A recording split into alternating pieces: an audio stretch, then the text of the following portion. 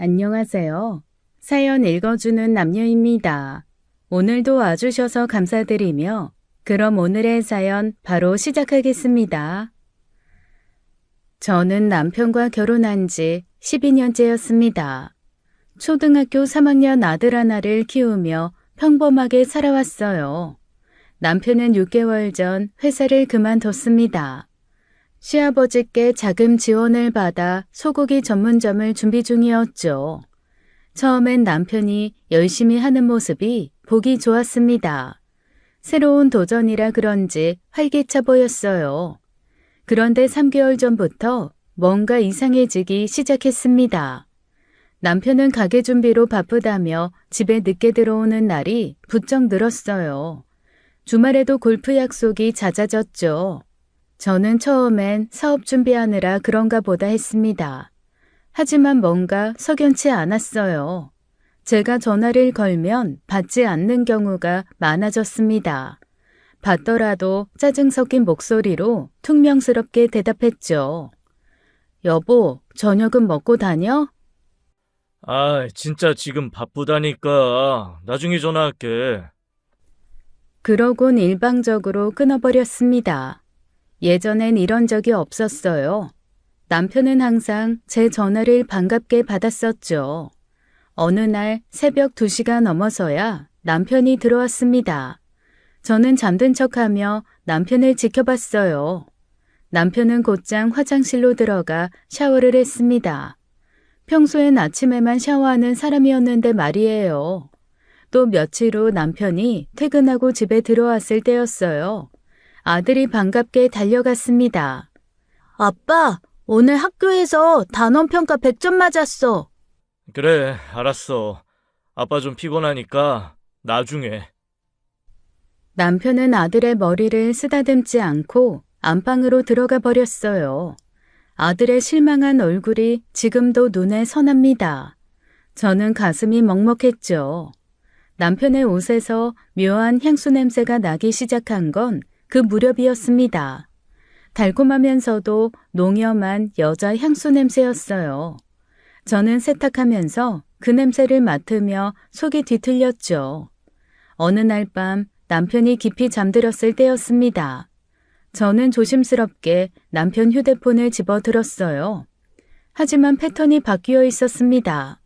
예전엔 제가 다 알고 있었는데 말이에요. 저는 몇 번 시도했지만 열리지 않았습니다. 남편이 뒤척이는 바람에 황급히 휴대폰을 제자리에 놓았어요. 다음 날 아침 남편에게 조심스럽게 물었습니다. 당신 요즘 너무 늦게 들어오는 거 아니야? 몸은 괜찮아? 가게 준비하느라 바쁘다니까. 쓸데없는 걱정 말고 집안이나 잘 챙겨. 남편의 차가운 말투에 저는 할 말을 잃었어요. 예전에 다정한 남편은 어디 가고 이런 사람이 된 걸까요? 주말에도 남편은 집에 없었어요. 골프 간다며 아침 일찍 나가더니 밤늦게 들어왔죠.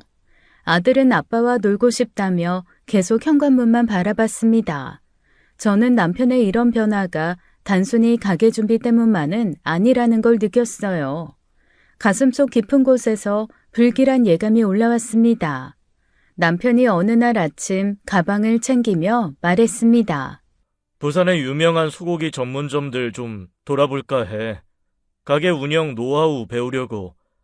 부산에서 전국 찍으면서 올라올 거라 4박 5일 정도 걸릴 것 같아. 갑자기? 그런 말 없었잖아. 지금 말하잖아. 그래, 잘 다녀와. 조심하고. 저는 남편의 말을 믿었어요. 아니, 믿고 싶었는지도 모르겠습니다. 남편은 가방을 들고 현관문을 나섰죠. 남편이 떠난 지 이틀째 되는 날 오후였습니다.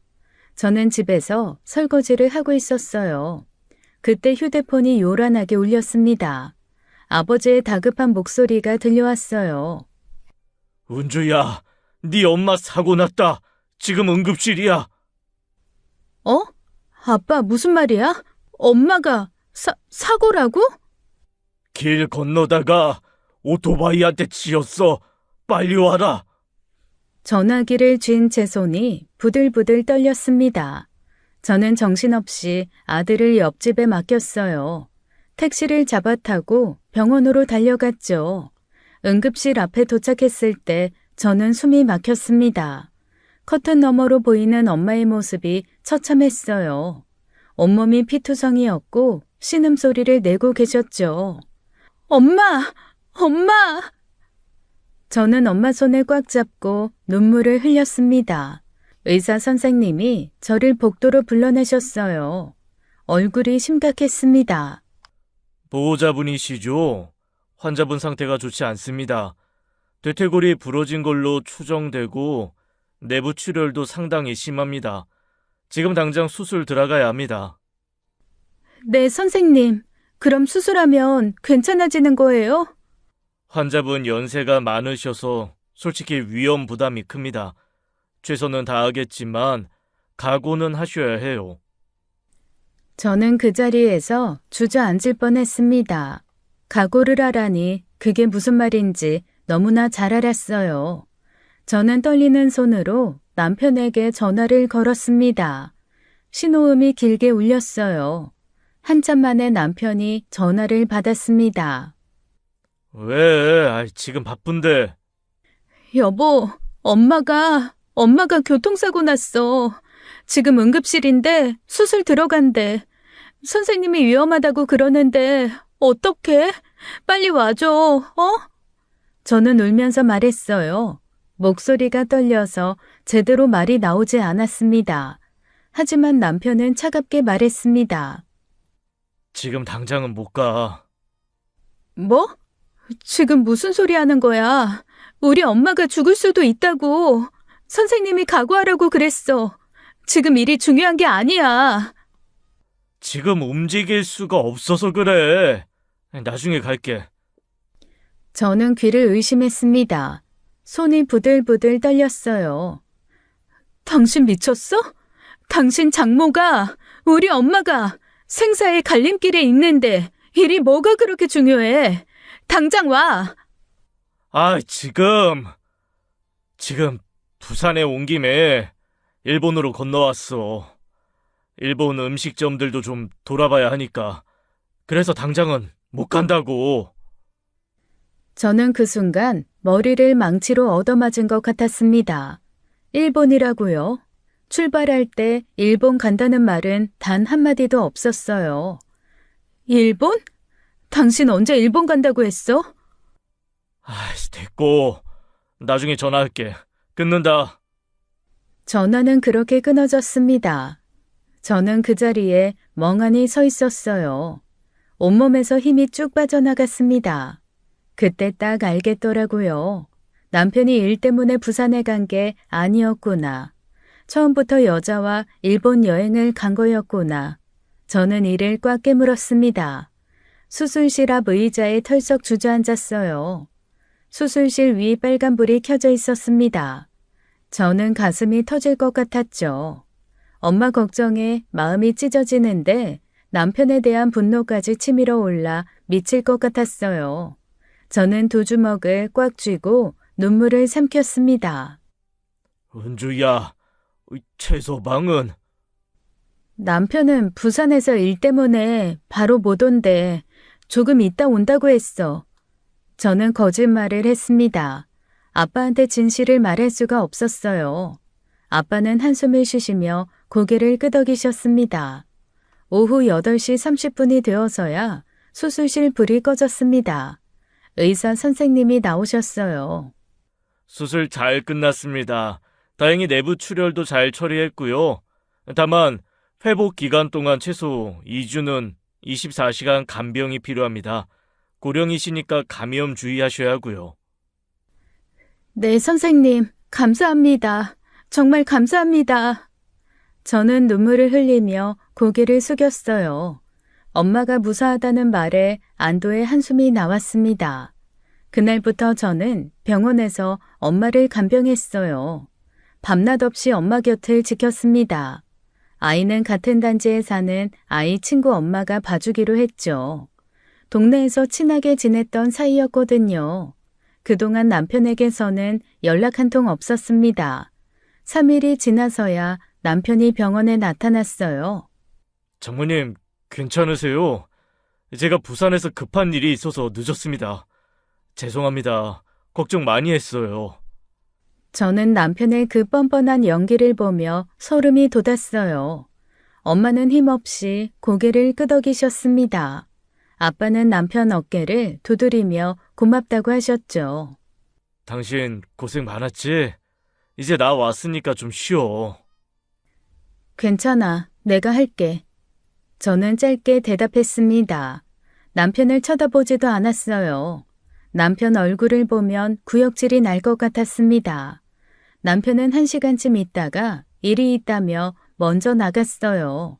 병실 문이 닫히자 저는 주먹을 꽉 쥐었습니다. 손톱이 손바닥을 파고들어 아팠죠. 저는 겉으로는 아무렇지 않은 척 했습니다. 하지만 속으로는 남편에 대한 증오가 활활 타올랐어요. 이 배신감과 모욕감을 절대 잊지 않을 거라고 다짐했습니다. 엄마가 퇴원하신 날 저는 인터넷으로 흥신소를 알아봤어요. 그리고 남편 몰래 흥신소를 찾아갔습니다. 낡은 건물 3층에 있는 작은 사무실이었어요. 중년 남자가 저를 맞이했죠. 어떤 일로 오셨습니까? 남편 뒷조사 좀 부탁드리려고요. 외도하는 것 같아서요. 뭐 2주 정도 미행하면 대충 증거 잡을 수 있습니다. 보통 그래요. 사진, 동영상, 상간녀 정보까지 다 알아내드리고요. 저는 떨리는 손으로 계약서에 서명했습니다. 비용을 지불하고 남편 사진과 차량 번호를 건넸어요. 사무실을 나와 길을 걷는데 눈물이 났어요. 이게 정말 내 인생인가 싶었습니다. 조사가 시작된 지 3일째 되는 토요일 오후였습니다. 남편은 아침 일찍 골프 간다며 집을 나갔어요. 저는 아들과 함께 집에서 점심을 먹고 있었습니다. 그때 휴대폰이 울렸어요. 아들 학교 친구 엄마인 미경 씨였습니다. 평소 친하게 지내던 분이었죠. 언니, 지금 통화 괜찮아? 괜찮아. 무슨 일이야? 저기, 언니한테 말해야 할지 말아야 할지 고민했는데 그냥 알려드리는 게 맞을 것 같아서. 왜, 무슨 일인데? 지금 우리 애 데리고 남편이랑 놀이공원 갔다가 언니 남편 봤어. 근데 혼자가 아니더라고. 누구랑 있었는데? 여자랑 남자애 하나랑 같이 있었어. 초등학생쯤 돼 보이는 애였어. 셋이서 완전 가족같이 다정하게 웃으면서 놀이기구 타고 그러더라고. 저는 숨이 막혔습니다. 손이 덜덜 떨렸어요. 언니, 혹시 친척분들이거나 그런 거 아니야? 내가 착각한 거면 좋겠는데. 아니야, 미경아. 친척 아니야. 알려줘서 고마워. 언니, 괜찮아? 목소리가... 괜찮아. 나중에 얘기하자. 끊을게. 저는 전화를 끊고 식탁에 엎드렸습니다. 아들이 제 등을 토닥이며 물었어요. 엄마, 어디 아파? 아니야, 엄마 괜찮아. 지훈아, 방에 가서 놀고 있을래? 아들이 방으로 들어가자 저는 안방으로 가 문을 닫고 흥신소에 전화를 걸었습니다. 손이 떨려서 번호를 누르기도 힘들었어요. 네, 말씀하세요. 저 최민호 의뢰했던 사람인데요. 방금 제보가 들어왔어요. 남편이 지금 놀이공원에 여자랑 남자애랑 같이 있대요. 아, 알고 있습니다. 지금 저희 직원이 미행 중입니다. 사진 확보하고 있으니 걱정 마세요. 정말요? 그럼 언제쯤 보고서 받을 수 있어요? 며칠 안에 증거 사진들이랑 상세한 보고서 정리해서 보내드릴게요. 조금만 기다려주세요. 저는 전화를 끊고 그 자리에 주저앉았습니다. 눈물이 주르르 흘러내렸죠. 지훈이 운동회 때 일이 떠올랐어요. 작년 가을이었습니다. 아들이 달리기 시합에 나간다며 며칠 전부터 들떠 있었어요. 아빠, 운동회 올 거지? 내가 1등하는 거 봐야 돼? 아빠 그날 가게 인테리어 업체 미팅 있어서 못 갈 것 같은데. 아빠, 한 번만, 제발. 다음에 하자. 아빠 바빠. 결국 저 혼자 운동회에 갔었죠. 아들은 달리기에서 2등을 했어요. 결승선을 통과하고 관람석을 둘러보던 아들의 실망한 얼굴이 아직도 눈에 선합니다. 학예회 때도 마찬가지였어요. 아들이 주인공으로 나오는 연극이었는데 남편은 가게 자재 확인한다며 오지 않았습니다. 심지어 아들 생일에도 케이크만 사다 주고 나가버렸어요. 그런 남편이 상간녀 아이랑은 놀이공원을 가다니 저는 이를 갈았습니다. 이혼할 겁니다. 그리고 남편한테 그 상간녀한테 철저하게 복수할 겁니다. 저는 속으로 다짐했습니다. 그러고 나니 오히려 마음이 시원했어요. 그날 밤 남편이 집에 들어왔을 때 저는 웃으며 맞이했죠.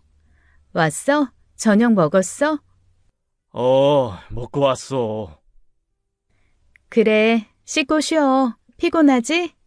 남편은 의아한 표정을 지었지만 곧 무심하게 고개를 끄덕였습니다.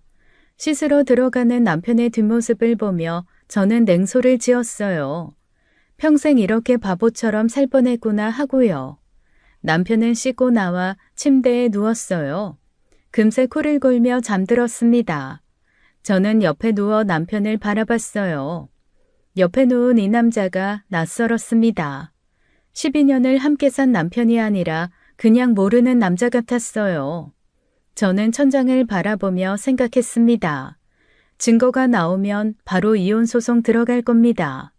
위자료도 받고 재산 분할도 받고 남편이 얼마나 비참해지는지 두 눈으로 똑똑히 볼 겁니다. 새벽까지 잠이 오지 않았어요. 저는 어둠 속에서 눈을 뜨고 복수를 계획했어요. 3일 후 흥신소에서 연락이 왔습니다. 보고서가 나왔다는 연락이었죠.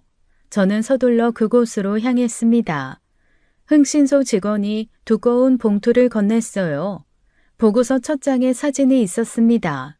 모텔 앞에서 남편이 어떤 여자와 나오는 장면이었어요. 두 사람은 팔짱까지 끼고 있었어요. 다음 장을 넘기자 더 적나라한 사진들이 나왔어요. 차 안에서 키스하는 모습, 식당에서 손잡고 있는 모습. 저는 숨이 막혀왔습니다. 여자 얼굴이 또렷하게 찍힌 사진을 보는 순간이었어요. 저는 헛웃음이 터져나왔습니다. 한수진이었습니다. 남편이 저랑 만나기 전에 사귀었다던 그 여자요. 3년이나 연애했다고 들었던 옛날 애인이었어요. 결혼 초에 남편한테 물어본 적이 있었습니다. 당신 전 여자친구랑은 왜 헤어진 거야? 그냥 서로 안 맞아서. 옛날 일이니까 신경 쓰지 마. 저는 그때 그 말을 믿고 더 이상 묻지 않았어요. 근데 그 여자와 다시 만나고 있었다니요. 보고서를 계속 읽어 내려갔습니다. 한수진, 44세, 1년 전 이혼, 초등학교 2학년 아들 양육 중, 현재 서울 관악구 다세대 주택 거주. 여기까지는 그럭저럭 견딜만 했어요. 하지만 다음 내용을 읽는 순간 온몸에 소름이 돋았습니다. 대상자는 현재 다른 남성과 동거 중임. 동거남은 일용직 노동자로 경제력 능력 미흡. 추정컨대 대상자가 경제적 지원을 받기 위해 의뢰인의 배우자와 관계를 지속하는 것으로 보임. 저는 입이 딱 벌어졌어요. 동거남과 살면서 우리 남편도 만나고 있었다는 거잖아요. 어이가 없었습니다. 마지막 페이지를 넘겼을 때였어요. 그곳에 적힌 문장을 보고 저는 비명을 지를 뻔했습니다. 대상자는 현재 임신 3개월 상태. 동거남의 자녀인지 의뢰인 배우자의 자녀인지는 불명확함. 저는 보고서를 쥔 손에 힘이 들어갔습니다. 부인, 괜찮으세요? 괜찮아요. 이 정도는 각오했어요. 저는 거짓말을 했습니다. 전혀 괜찮지 않았어요. 속이 뒤집히고 머리가 터질 것만 같았습니다. 이 정도 증거면 이혼 소송이나 위자료 청구에 충분합니다. 변호사 선임하시면 될 거예요. 네, 알겠습니다. 고생하셨어요. 저는 봉투를 가방에 넣고 흥신소를 나왔어요. 거리를 걸으며 보고서 내용이 머릿속에서 맴돌았습니다. 웃음이 나올 것 같았어요. 아니, 정확히는 미칠 것 같았어요. 12년 동안 성실하게 가정을 지켜온 저한테 이런 식으로 보답하다니 남편도 그렇고 그 여자도 그렇고 둘 다 인간 쓰레기였습니다. 저는 이를 악물었어요. 둘 다 철저하게 망가뜨려줄 각오를 했습니다. 며칠 후 저는 남편에게 말을 꺼냈습니다. 당신 오늘 나랑 어디 좀 가자. 어디를? 아이씨, 나 바빠. 중요한 일이야. 꼭 같이 가야 돼. 아, 진짜. 어디 간다는 거야? 가면 알아. 빨리 준비해. 남편은 짜증스러운 표정으로 옷을 입었어요. 저는 차키를 들고 현관문을 나섰습니다. 남편이 마지못해 따라왔죠. 차를 몰고 관악구 쪽으로 향했습니다. 남편은 계속 어디 가냐고 물었지만 저는 대답하지 않았어요. 30분쯤 달렸을까요? 낡은 다세대 주택 앞에 차를 세웠습니다. 여기가 어디야? 왜 여기로 온 거야? 따라와, 금방 끝나. 남편은 상간녀 집을 모를 겁니다. 알 리가 없죠. 상간녀가 동거남과 함께 있는 자기 집을 남편에게 알려줄 리가 없으니까요. 저는 차에서 내려 건물로 걸어갔어요. 남편이 의아한 얼굴로 뒤따라왔습니다.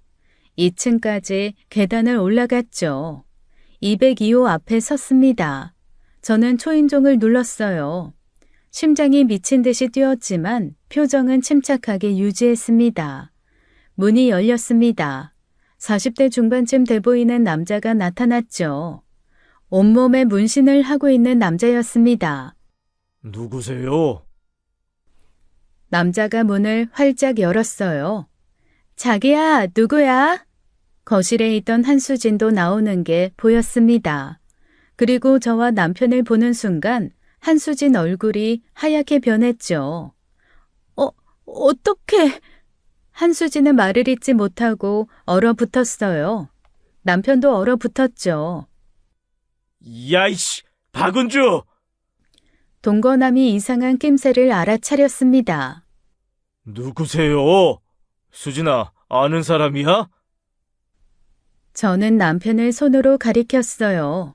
그리고 동거남을 똑바로 바라보며 말했습니다. 인사하세요. 당신이랑 사는 이 여자랑 바람 피우는 제 남편이에요. 동거남의 눈이 커졌습니다. 저는 다시 동거남을 가리키며 남편에게 말했어요. 당신도 인사해. 네가 만나는 저 상간녀랑 사는 동거남이야. 남편의 얼굴이 새파랗게 질렸습니다. 한수진은 벌떡 일어나 손을 내저었어요. 아니야. 오빠, 이거 오해야. 이 사람들이 미친 거야. 뭐? 지금 무슨 소리 하는 거야? 동거남의 목소리가 떨렸습니다. 분노가 폭발하기 직전이라는 걸 알 수 있었어요. 당신 대체 왜 이러는 거야? 남편이 당황해서 말을 더듬었습니다. 동거남은 남편을 노려보며 한 발짝 다가갔어요. 야, 이 새끼야. 네가 수진이랑 바람을 피웠다고? 저기요, 잠깐만요.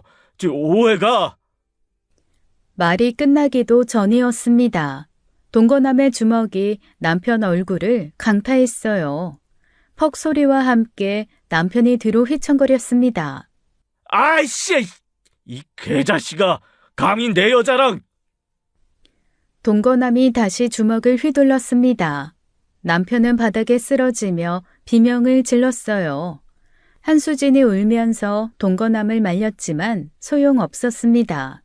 저는 그 광경을 잠깐 지켜봤어요. 남편의 코에서 피가 흘러내렸습니다. 동거남의 발길질이 이어졌죠. 저는 만족스러운 미소를 지으며 몸을 돌렸습니다. 뒤에서 고함소리와 울음소리가 들렸지만 신경 쓰지 않았습니다. 계단을 천천히 내려갔어요. 2층에서 남편 고함이 새어나왔죠. 집으로 향하는 길, 기분이 묘하게 상쾌했어요. 이제 시작일 뿐이야. 핸들을 쥔 손에 힘이 들어갔습니다. 복수의 서막이 올랐어요. 남편은 이제 지옥을 경험하게 될 겁니다. 2시간쯤 지나 현관문이 열리는 소리가 들렸어요. 남편이 비틀거리며 들어왔어요. 얼굴이 엉망진창이었습니다. 한쪽 눈은 시퍼렇게 멍들어 있었고요. 입술은 터져서 피가 흘러내렸어요. 코에도 핏자국이 선명했습니다. 남편은 저를 보자마자 고래고래 소리를 질렀어요. 야, 이 미친년아. 다 알고 있으면서 왜 이딴 짓을 한 거야, 어? 나 엿먹으니까 재밌냐? 재밌지. 안 재밌겠냐? 왜? 나는 숨기면 안 돼? 당신은 나 속이고 다른 여자 만났는데 난 안 돼? 그렇다고 이런 또라이 짓을 해? 완전히 미쳤구만. 저는 소파에 앉아 팔짱을 꼈습니다. 차갑게 남편을 바라봤어요. 당신은 당신 아들 운동회도, 학예회도, 생일도 다 바쁘다며 쳐다보지도 않더니 상간녀 애새끼랑은 놀이공원 가서 잘도 놀더라. 남편의 얼굴이 굳어졌습니다. 그걸 어떻게 알았어? 지훈이 친구 엄마가 봤더라. 이 등신아, 바람을 피울 거면 걸리지나 말든가. 남편은 말을 잇지 못했어요. 저는 천천히 일어섰습니다. 이혼할 거야. 나 당신이랑 더 이상 못 살아. 뭐? 이혼? 그래, 이혼. 당장 내일이라도 서류 쓸 거야. 좋아. 이혼하자고. 어차피 이렇게 된 마당에 나도 지긋지긋했어. 당신같이 재미없는 여자랑 살기. 그래, 좋아. 합의했네. 저는 화장실로 걸어갔습니다. 미리 준비해둔 게 있었거든요. 대야에 식초를 가득 담아뒀어요. 대야를 들고 거실로 나왔습니다. 남편은 소파 앞에 서 있었어요. 제가 무얼 들고 나오는지 보고 눈이 커졌습니다. 야, 그게 뭐야? 말이 끝나기도 전에 저는 식초를 남편에게 확 끼얹었습니다. 철썩 소리와 함께 식초가 남편 얼굴을 적셨죠. 아이씨, 이게 무슨 짓이야? 이씨. 남편이 비명을 질렀습니다. 터진 상처에 식초가 스며들었을 거예요. 남편은 얼굴을 감싸며 바닥을 뒹굴었습니다. 아이씨, 따가워. 미친년, 너 정말 미쳤어? 소독하라고. 상처 소독해주는 거야. 고마워해야지. 저는 차갑게 말하며 대야에 남은 식초를 쓰러져 있는 남편에게 부었습니다. 남편은 급히 화장실로 기어가 수돗물로 얼굴을 씻었어요. 물소리와 신음소리가 섞여 들렸습니다. 저는 팔짱을 끼고 그 모습을 지켜봤어요. 한참 만에 남편이 고개를 들었습니다. 물에 젖은 얼굴로 저를 노려봤어요. 당장 나가. 네가 나가. 여기 내 집이야. 결혼하면서 내가 가지고 온 내 집이라고. 당장 꺼져. 저는 어깨를 으쓱했습니다. 그래, 알았어. 나갈게. 남편은 제가 순순히 나간다는 말에 당황한 듯 보였어요. 하지만 저는 신경 쓰지 않았습니다. 방으로 들어가 가방을 꺼냈어요. 옷까지 몇 벌을 챙겼습니다. 흥신소에서 받은 봉투도 빠뜨리지 않았습니다. 남편은 거실에서 계속 욕을 퍼부었어요. 저는 가방을 들고 그 집을 나왔습니다. 속이 시원했어요. 밤 공기가 차가웠어요. 저는 그 길로 시댁으로 향했습니다. 시댁까지는 걸어서 10분 거리였죠. 시댁 집 앞에 도착해 초인종을 눌렀습니다. 시어머니가 문을 열어주셨어요. 어머, 은주야, 이 밤에 웬일이니? 얼굴이 왜 그래? 어머니, 죄송한데 잠깐 들어가도 될까요? 그럼 당연하지. 어서 들어와. 거실로 들어가니 시아버지가 TV를 보고 계셨어요. 저를 보시더니 의아한 표정을 지으셨습니다. 은주가 왜 이 시간에? 무슨 일 있어? 민호는? 아버님, 말씀드릴 게 있어요. 저는 소파에 앉았습니다. 두 분이 제 맞은편에 자리 잡으셨어요. 심호흡을 하고 입을 열었습니다. 민호 씨가 다른 여자를 만나고 있어요. 바람을 피웠어요. 시어머니가 깜짝 놀라며 손으로 입을 막으셨습니다. 시아버지의 눈썹이 꿈틀거렸어요. 뭐? 지금 무슨 소리야? 흥신소에 의뢰해서 조사했어요. 증거가 다 있어요. 저는 가방에서 봉투를 꺼냈습니다. 보고서를 탁자 위에 펼쳐놓았어요. 사진들이 낱낱이 드러났습니다. 시아버지가 보고서를 집어들었어요. 한 장 한 장 넘기시는 얼굴이 점점 굳어졌습니다. 시어머니는 사진을 보시더니 눈물을 흘리기 시작했어요. 그 여자는 민호 씨 옛날 여자친구예요. 지금은 다른 남자랑 동거하면서 민호 씨를 만나고 있고요. 임신 3개월이래요. 근데 누구 아인지도 모른대요. 시아버지의 얼굴이 벌겋게 달아올랐습니다. 주먹으로 탁자를 세게 내리쳤어요. 쾅 소리에 시어머니가 깜짝 놀라셨습니다. 이런 개자식이 감히 이런 짓을 해? 미친놈의 새끼! 집안 망신을 시켜도 유분수지! 시아버지의 목소리가 거실에 울려 퍼졌어요. 저는 담담하게 말을 이었습니다. 아버님, 저 이혼하려고 해요. 시어머니가 제 손을 덥석 잡았습니다. 은주야, 네가 얼마나 속상했겠니? 은주 네가 얼마나 착한데. 내가 죄인이다, 은주야. 내가 아들 새끼를 잘못 키웠어. 내가 죄인이야. 미안하다. 시어머니는 눈물을 닦으며 제 손을 쓰다듬어 주셨어요. 저도 모르게 눈시울이 뜨거워졌습니다. 시어머니는 정말 좋은 분이셨어요. 시아버지도요. 이분들과 헤어질 생각을 하니 저도 모르게 눈물이 났죠. 이혼! 당연히 해야지! 시아버지가 휴대폰을 꺼내셨어요. 남편에게 전화를 거셨습니다. 신호음이 몇 번 울리더니 남편이 받았어요. 예, 아버지. 너 당장 집으로 와. 지금 즉시. 아버지, 지금 좀 몸이 안 좋아서요. 몸이 안 좋아? 너 바람 피우고 다닐 힘은 있으면서? 전화 너머로 남편이 숨 넘어가는 소리가 들렸어요. 그게, 아버지, 제 말 좀 들어보세요. 듣기 싫다. 닥치고 10분 안에 안 오면 왕십리 건물 1층 소고기 가게 인테리어 공사 당장 취소한다. 남편의 목소리가 급해졌습니다.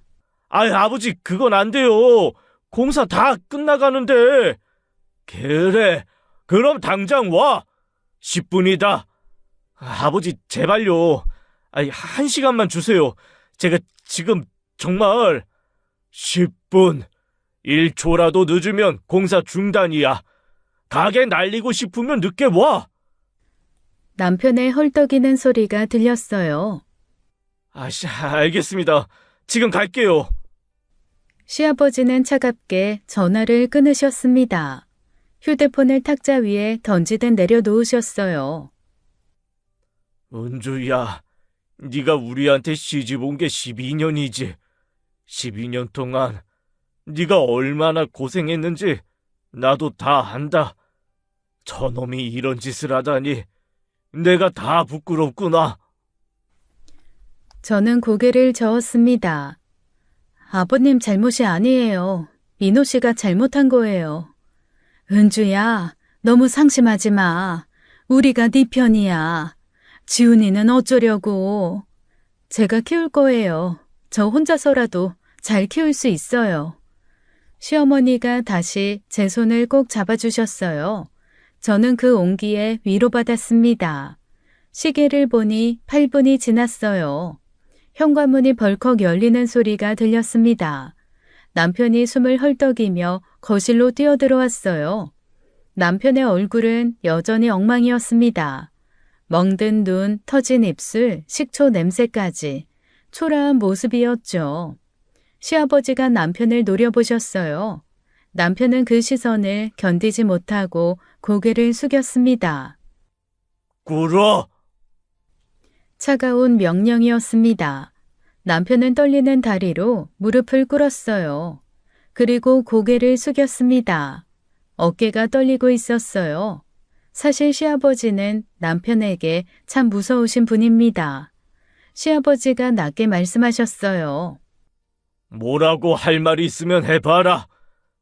죄송합니다, 아버지. 제가 정신이 나갔었어요. 정신이 나갔다고. 그래서 유부남이 다른 여자를 만나고 다닌 거야? 설명해라. 얼마나 정신이 나간 거야? 정신병원에 쳐넣으면 되는 거야? 남편은 대답하지 못했어요. 시아버지가 다시 물으셨습니다. 은주랑 이혼할 거야, 안 할 거야? 남편이 고개를 들었습니다. 저를 흘끔 쳐다보더니 입을 열었어요. 이혼하겠습니다. 제가 잘못했으니까요. 좋아, 이혼해. 그런데 가게는 없던 일로 한다. 네? 아이, 아버지, 그건 내가 내 피 같은 돈을 너 같은 개 같은 새끼한테 왜 대줘야 돼? 내가 수긍할 수 있는 이유 있냐? 공사 내일 당장 중단시킬 거다. 아이, 아버지, 제발요. 공사 이미 90%나 끝났어요. 지금 취소하면 그동안 들어간 돈 다 날아가요. 그래, 그럼 이혼하지 마. 그런데 네가 안 한다고 그게 안 되겠냐? 남편은 입을 다물었습니다. 손가락을 꼼지락거리며 고민하는 게 보였어요. 그리고 말이다. 누구 씨인지도 모르는 애 배에 차고 있는 그 여자. 너 그 여자랑 재혼할 생각 마라. 우리 집안에 그런 더러운 년 들일 생각 없다. 남편이 황급히 손사래를 쳤습니다. 아버지, 그 여자랑 결혼할 생각 없어요. 진짜예요. 그냥 그렇게 된 거지. 결혼까지 생각한 거 아니었어요. 그렇게 된 거. 그럼 장난으로 사람 인생을 망친 거야? 시아버지가 벌떡 일어나셨어요. 거실 구석으로 걸어가 골프채를 집어 드셨습니다. 시어머니가 놀라 말렸어요. 여보, 진정해요. 그러지 마요. 말로 해요, 말로. 진정? 이딴 놈을 어떻게 진정하고 봐? 당신은 은주 데리고 나가 있어. 시아버지가 골프채를 휘둘렀습니다. 휙 소리를 내며 남편의 등을 강타했어요. 아이씨! 남편이 소리를 질렀습니다. 시아버지는 멈추지 않으셨어요. 골프채가 남편의 어깨를 다시 내리쳤습니다. 퍽, 퍽 소리가 거실에 울렸어요. 남편은 바닥에 엎드려 몸을 웅크렸습니다. 아버지, 죄송합니다. 잘못했어요. 죽어라, 이 새끼야. 너 죽고 나도 죽자. 골프채가 한 번 더 내려갔습니다. 남편은 완전히 바닥에 쓰러졌어요. 2시간 전 상간녀 동거남한테 맞고 이제 또 시아버지한테 맞은 겁니다. 저는 일어섰습니다. 아버님, 어머님, 저는 이혼할 거예요. 은주야, 네 마음 충분히 이해한다. 위자료도 받을 거고요. 재산분할도 받을 거예요. 남편이 바닥에서 고개를 들었습니다. 저는 남편을 내려다보며 말했어요. 당신은 우리 지훈이 이제 평생 못 볼 거야. 운동회도 학예회도 생일도 다 귀찮아했잖아. 이제 그 여자 아들이나 끼고 살아. 놀이공원도 자주 데려가고 말이야. 당신, 내가 장담하는데 오늘 이 일 언젠가 평생 피눈물 흘리면서 후회할 날이 올 거야. 남편의 눈이 흔들렸습니다. 지훈이는 내 아들인데. 네 아들? 네가 아들을 아들로 봤어? 한 번이라도 관심 가진 적 있어? 남편은 아무 말도 못했어요. 시아버지가 한숨을 쉬셨습니다. 저는 시아버지를 보았어요. 그분의 눈에 눈물이 고여 있었어요. 시부모님은 손자인 지훈이를 금보다 더 귀하게 생각하신 분들이셨죠. 저는 고개를 숙여 시부모님에게 깊이 인사를 했습니다. 그렇게 시댁을 나왔어요. 택시를 타고 친정으로 갔어요. 거실에 불이 환하게 켜져 있었죠. 문을 열고 들어서자 엄마가 달려오셨습니다. 은주야, 무슨 일이야? 얼굴이 왜 그래? 엄마, 제 목소리가 떨렸습니다. 아빠도 안방에서 나오셨어요. 은주야, 무슨 일이야? 지훈이는 자고 있어? 방에서 골아 떨어졌어. 한참을 너 찾다가 막 잠들었어. 저는 소파에 앉았습니다. 엄마 아빠가 제 양옆에 앉으셨어요. 대체 무슨 일인데 말 좀 해봐. 민호가 바람 폈어요. 다른 여자 만나고 다녔어. 엄마가 눈을 크게 떴습니다. 아빠의 얼굴이 굳어졌어요. 뭐? 최서방이 바람이 났다고? 이혼하려고. 더 이상 못 살겠어. 엄마가 제 손을 잡았습니다. 눈물이 주르르 흘러내렸어요. 그때 현관문이 열렸습니다. 아직 장가를 안 가고 있던 오빠가 퇴근해서 집에 온 거였어요. 엄마, 아빠, 저 왔어요. 은주야, 너 왜 여기 있어? 오빠가 신발을 벗고 들어왔습니다. 저희 분위기를 보더니 표정이 심각해졌어요. 무슨 일이야? 다들 왜 이래? 성진아, 최서방이 바람 폈대. 오빠의 얼굴이 순식간에 붉어졌습니다. 주먹을 꽉 쥐더니 소리를 질렀어요. 뭐? 매제가? 확실해?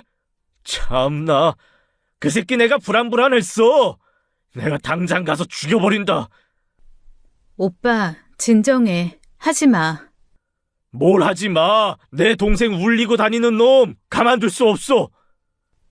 오빠가 현관으로 뛰어갔습니다. 저는 황급히 오빠를 잡으려 했어요. 오빠, 하지 마. 그러지 마.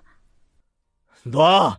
내가 오늘 그 자식 제대로 혼내줄 거야. 오빠는 제 손을 뿌리치고 현관문을 박차고 나갔습니다. 쾅 소리와 함께 문이 닫혔어요. 성진아, 성진아. 아빠와 제가 뒤따라갔지만 이미 늦었습니다. 오빠는 차를 타고 출발했죠. 아이씨, 큰일 났다. 전화해봐. 경고망동하지 말고 당장 집으로 다시 오라고 해. 하지만 오빠는 전화를 받지 않았습니다. 저는 불길한 예감이 들었어요. 오빠 성격상 가만히 있지 않을 게 뻔했습니다. 그래서 저도 집으로 향했죠. 하지만 집에는 남편도 오빠도 없었어요. 그리고 2시간쯤 지났을까요? 제 휴대폰이 울렸습니다. 모르는 번호였어요. 여보세요? 박은주 씨 맞으십니까? 여기 서초경찰서입니다. 지금 박성진 씨랑 최민호 씨가 폭행건으로 여기 와 계신데요. 보호자분이 오셔야 할 것 같습니다. 네, 알겠습니다. 지금 갈게요. 택시를 타고 경찰서로 향했습니다. 가슴이 두근거렸어요. 경찰서 문을 열고 들어갔습니다. 민원실에 남편과 오빠가 앉아 있었어요. 남편 얼굴이 엉망이었습니다. 남편은 오늘만 3번째 맞은 거라 정말 형편없었어요. 눈은 완전히 멍들어 퉁퉁 부었고 입술은 찢어져 있었습니다. 오빠도 코피를 흘린 흔적이 있었어요. 남편이 저를 보자마자 고함을 쳤습니다. 야, 너 뭐야? 너 나 오늘 죽이려고 작정했냐? 나 방금 죽을 뻔했어, 알아? 나 당장 고소할 거야. 뭐? 고소? 해봐, 이 개새끼야. 네가 내 동생한테 무슨 짓을 했는데? 경찰관이 2사람을 제지했어요. 아유, 조용히 하십시오. 여기가 어디라고 소리를 지르십니까? 저는 의자에 앉아 한숨을 쉬었습니다. 경찰관이 제게 다가왔어요. 가족분이신가요? 네, 저쪽은 제 남편이고 이쪽은 제 오빠예요. 두 분 다 폭행 혐의가 있습니다. 쌍방 폭행이라 합의 보시는 게 좋을 것 같은데요. 남편이 벌떡 일어났습니다. 이 쌍방은 무슨 나 일방적으로 맞았어요. 저 사람이 갑자기 쳐들어와서 때렸다고요. 닥쳐 이 쓰레기야. 네가 바람이나 피우고 다니지 않았으면 내가 왜 때려? 남편의 얼굴이 일그러졌습니다. 오늘 나 벌써 3명한테 맞았어. 아이 진짜 일진 못 갔네. 저는 차갑게 웃었습니다. 맞을 짓을 했으니까 맞은 거지. 억울하면 바람 피우지 말든가. 뭐? 이게 지금 남편이 제게 달려들려 했습니다. 경찰관이 재빨리 남편을 붙잡았어요. 최민호 씨 진정하십시오. 결국 쌍방 폭행으로 처리됐습니다. 고소 절차를 밟고 경찰서를 나왔어요. 남편은 절뚝거리며 혼자 갔습니다. 오빠는 제 옆에서 걸으며 미안하다고 말했어요. 은주야, 미안해.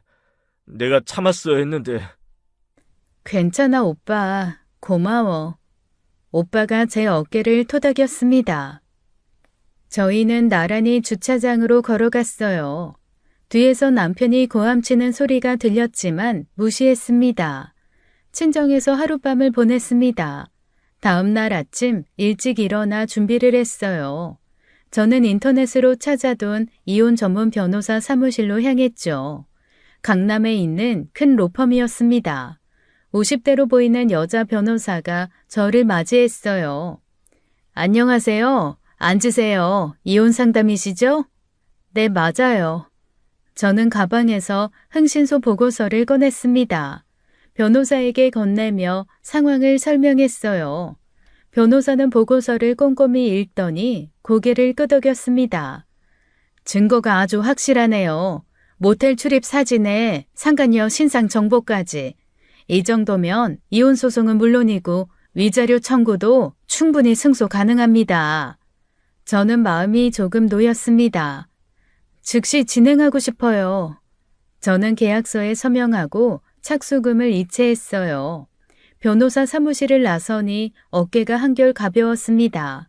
그날 저녁 친정에서 지훈이랑 저녁을 먹고 있을 때였어요. 휴대폰이 울렸습니다. 남편이었어요. 저는 방으로 들어가 전화를 받았어요. 왜? 은주야, 나 진짜 잘못했어. 용서해줘. 남편의 목소리가 울먹이고 있었습니다. 용서?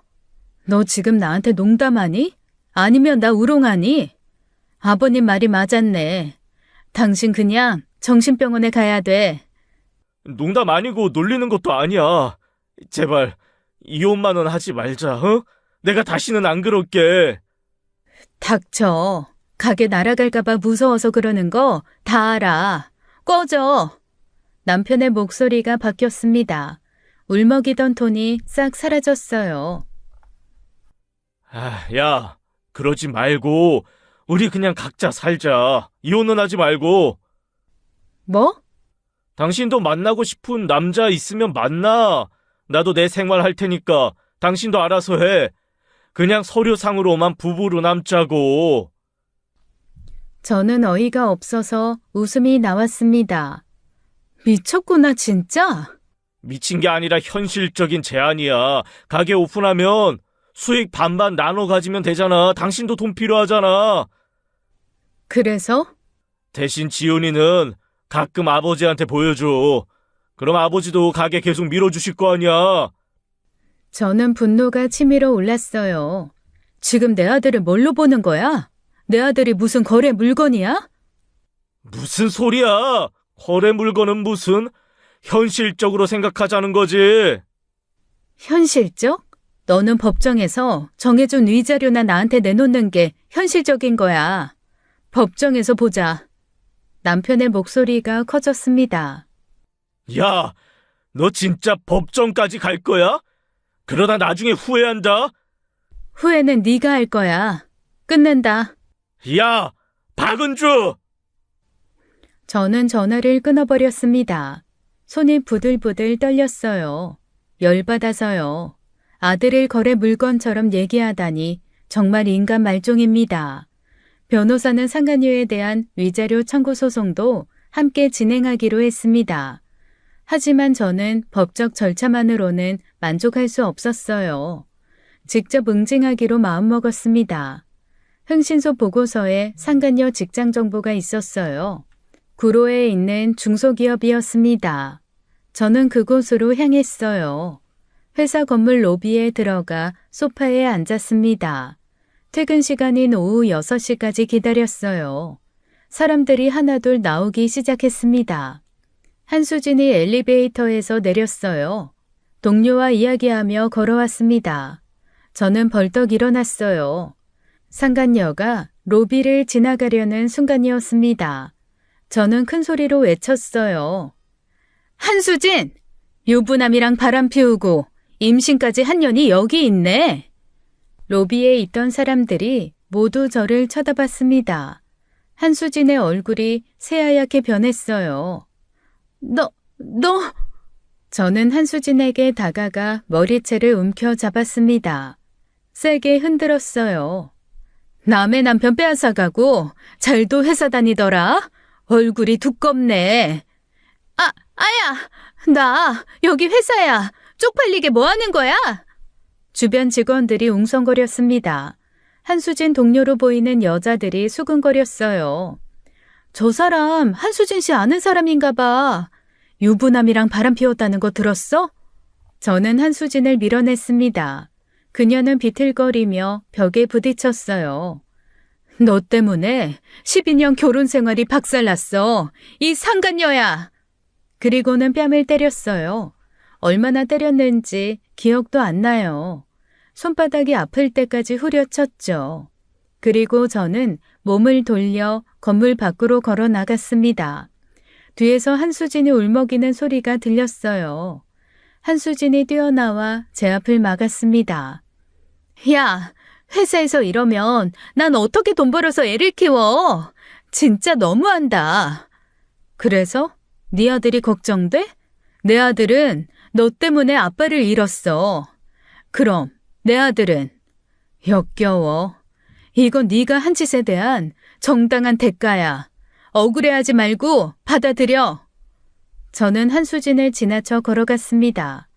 뒤에서 울음소리가 들렸지만 돌아보지 않았어요. 다음 날 저는 또 다른 곳으로 향했습니다. 흥신소가 알려준 한수진 부모님 집 주소였어요. 인천 부평에 있는 오래된 빌라였습니다. 초인종을 눌렀어요.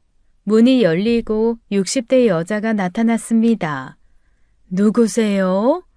한수진 어머니 되시죠? 네, 그런데요. 저는 현관문을 밀고 안으로 들어갔습니다. 아니, 지금 뭐 하시는 거예요? 거실에서 60대 남자가 일어났어요. 한수진 아버지였습니다. 누구시오? 왜 남의 집에 함부로? 딸 잘 키우셨네요. 건달 같은 남자랑 동거하면서 유부남이랑 바람까지 피우더라고요. 두 분의 표정이 굳어졌습니다. 지금 무슨 말도 안 되는 소리를? 말도 안 돼요? 증거 다 있어요. 흥신소 고용해서 조사했거든요. 모텔 출입사진에 데이트 사진까지. 저는 가방에서 사진 몇 장을 꺼내 탁자에 던졌습니다. 한수진과 남편이 모텔을 나오며 팔짱 끼고 걷는 사진이었어요. 상간녀 아버지가 사진을 집어들더니 얼굴이 일그러졌습니다. 그리고 지금 임신 3개월이래요. 근데 재밌는 게 동거나 마인지 우리 남편 아인지 모른대요. 딸한테 물어보세요. 상간녀 어머니가 비틀거렸습니다.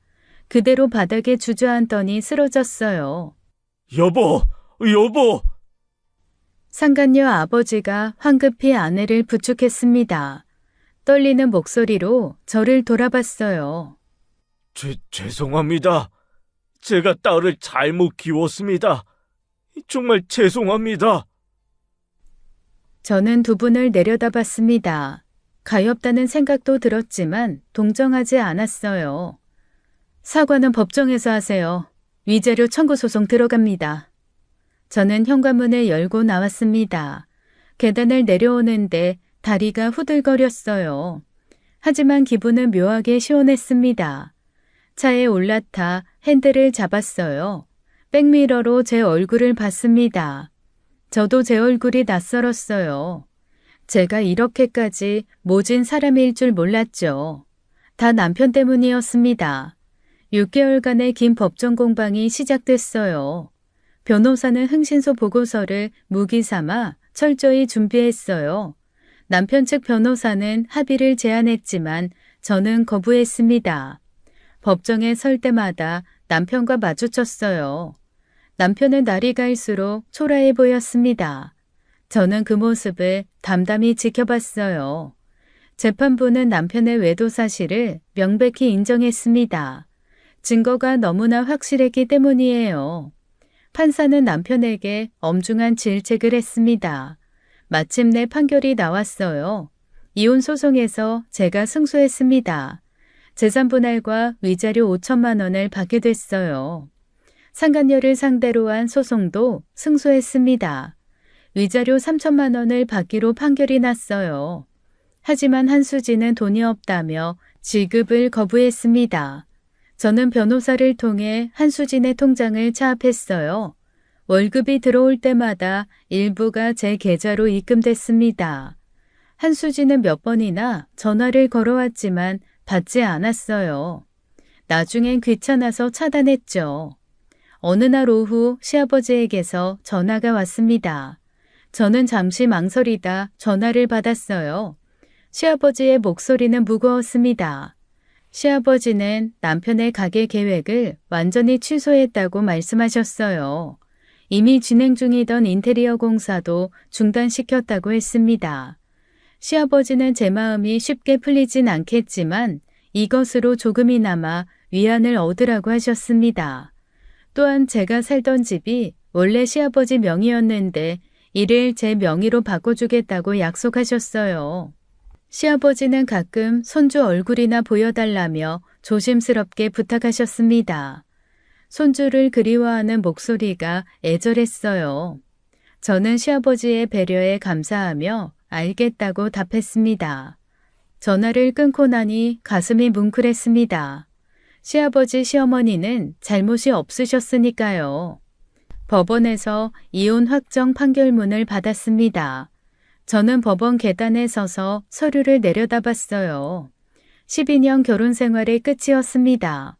슬프진 않았어요. 오히려 홀가분했습니다. 이제 새로운 삶을 시작할 수 있게 됐으니까요. 이혼 판결이 확정된 후 일주일쯤 지났을 때였습니다. 전 남편에게서 문자가 오기 시작했어요. 처음엔 하루에 한두 통이었습니다. 하지만 점점 횟수가 늘어났어요. 하루에 10통, 20통씩 왔습니다. 내용은 협박과 욕설로 가득했어요. 전화도 수시로 걸려왔습니다. 밤낮 가리지 않았어요. 저는 번호를 차단했지만 소용없었어요. 전 남편은 다른 번호로 계속 연락했습니다. 공중전화, 모르는 번호, 심지어 지인 번호까지 빌려서 걸어댔어요. 문자 내용은 갈수록 심해졌습니다. 죽여버리겠다는 말까지 나왔어요. 저는 두려움을 느끼기 시작했습니다. 지훈이를 학교에 보낼 때도 불안했어요. 혹시 전 남편이 아들을 데려갈까봐 걱정됐습니다. 밤에는 잠을 제대로 잘 수 없었어요. 결국 경찰서를 찾아갔습니다. 문자 내용을 보여주며 신고했어요. 하지만 경찰은 본인들이 할 수 있는 건 없고 고소를 하라고 했죠. 저는 허탈함을 느끼며 경찰서를 나왔어요. 변호사에게 연락했습니다. 상황을 설명하자 변호사는 즉시 협박죄로 고소하라고 조언했어요. 저는 바로 고소장을 접수했습니다. 그리고 며칠이 지났어요. 그날은 오후에 장을 보고 집에 돌아오는 길이었습니다. 현관문 비밀번호를 누르고 문을 열었어요. 안으로 들어서며 신발을 벗었습니다. 거실 쪽으로 걸어가려는데 이상한 느낌이 들었어요. 집안 공기가 묘하게 달랐습니다. 안방으로 가려고 거실을 지나고 있었어요. 그때 현관문 앞 작은 방문이 열렸습니다. 누군가 나왔어요. 저는 화들짝 놀라 비명을 지를 뻔했습니다. 전 남편이었어요. 집 안에 숨어서 저를 기다리고 있었던 겁니다. 어서 와. 기다렸어. 전 남편은 현관문 앞을 막아서며 웃었어요. 그 웃음이 소름 끼치도록 섬뜩했습니다. 저는 뒷걸음질 쳤어요. 당신 어떻게 들어온 거야? 비밀번호 바꿨는데. 그건 중요한 게 아니지. 중요한 건 이제 우리 둘뿐이라는 거. 전 남편은 천천히 제게 다가왔습니다. 손에 야구방망이를 들고 있었어요. 제 심장이 미친 듯이 뛰었습니다. 당신 지금 뭐 하려는 거야? 뭐긴 뭐야. 당연히 해야 할 일을 하려는 거지. 전 남편의 눈빛이 이상했습니다. 광기가 서려 있었어요. 정상적인 사람의 눈이 아니었습니다. 전 남편은 야구 방망이를 휘둘렀어요. 휙 소리를 내며 허공을 갈랐어요. 저는 벽에 등을 붙이고 섰습니다. 너만 없어지면 돼.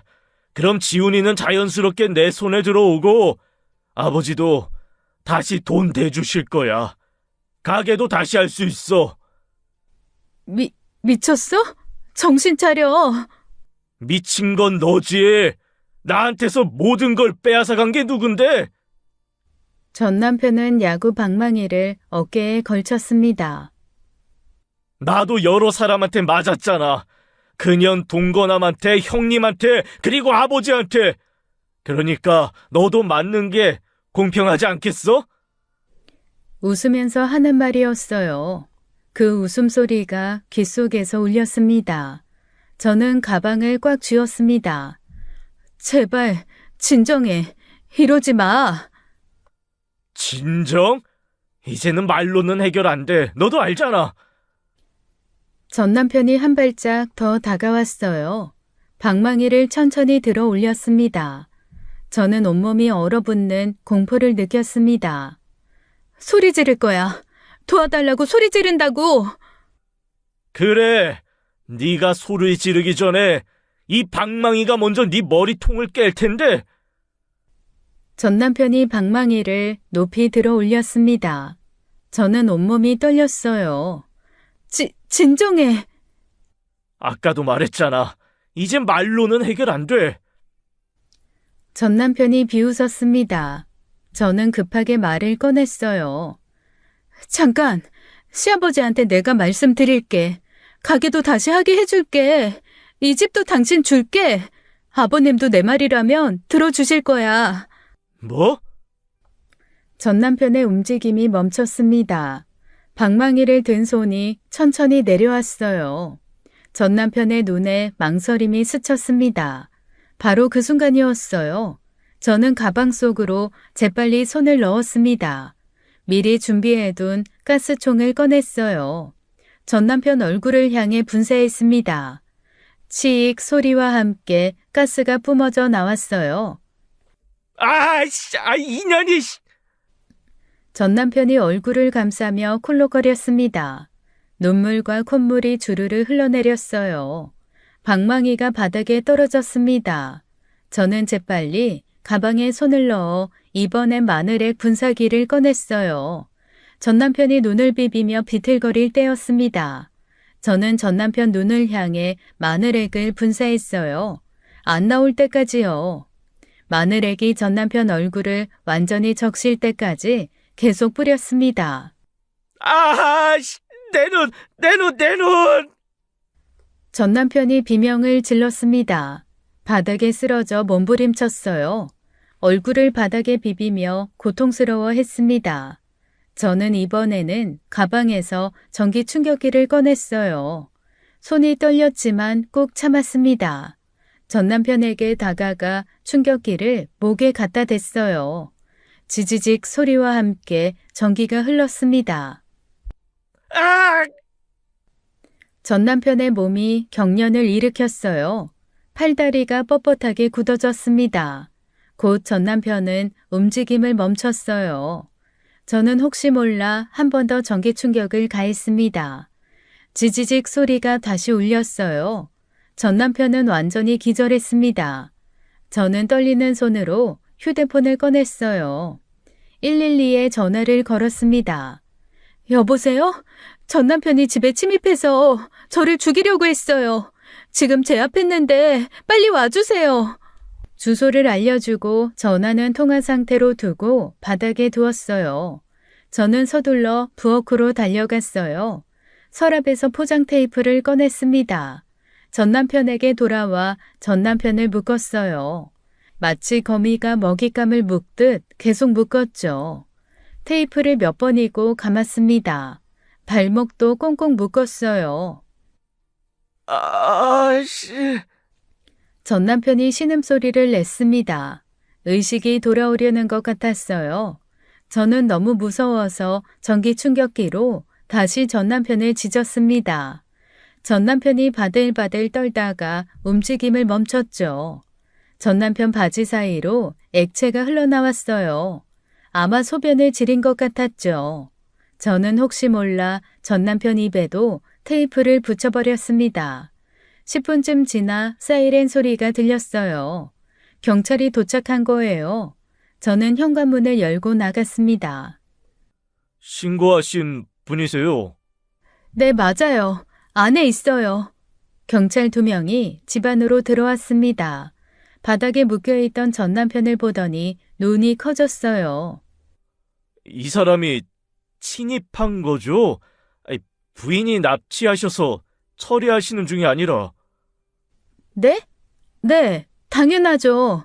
이놈이 야구 방망이 들고 저 죽이려고 했어요. 저기 방망이 있어요. 경찰이 바닥에 떨어진 방망이를 확인했습니다. 한 경찰관이 전 남편 입에 테이프를 떼어냈어요. 집주인이 누구죠? 제 명의예요.